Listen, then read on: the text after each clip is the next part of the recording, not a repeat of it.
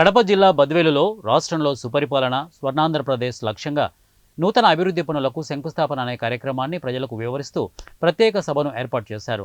ఈ సందర్భంగా మాజీ ఎమ్మెల్యే విజయమ్మ, యువ నాయకులు రితీష్ కుమార్ రెడ్డి మాట్లాడుతూ రాష్ట్రంలో కూటమి ప్రభుత్వం ఏర్పడి ఏడాది పూర్తి చేసుకున్న సందర్భంగా ముఖ్యమంత్రి నారా చంద్రబాబు నాయుడు ప్రజలకు సుపరిపాలన అందిస్తున్నారని, మన నియోజకవర్గ అభివృద్ధికి ఇప్పటికే అవసరమైన తీర్మానాలు చేసి పంపామని, మహానాడులో ముఖ్యమంత్రి సోమశిల వెనక జిల్లాలు మరికొన్నింటిని ప్రకటించారని, త్వరలో నియోజకవర్గ అభివృద్ధికి అవసరమైన అభివృద్ధి ఫలాలు అందజేస్తారని ఆశాభావం వ్యక్తం చేశారు.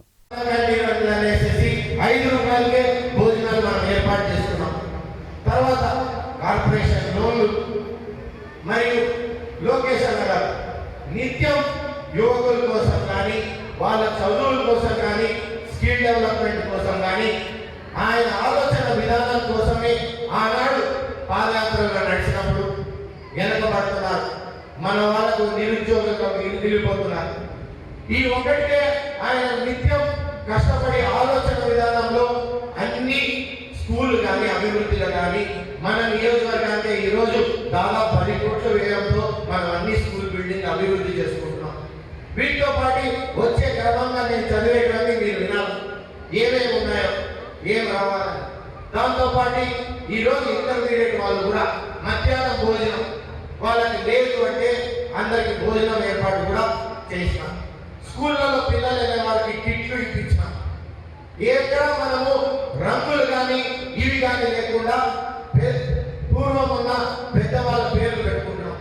ఎవరికైనా లేకుండా భవిష్యత్తు పిల్లలకి గతంలో జరిగిన పెద్దవాళ్ళు ఎవరైతే దేశం కోసం పోరాడే వాళ్ళు కానీ వాళ్ళ పేర్లు పెట్టాలా. వాళ్ళకు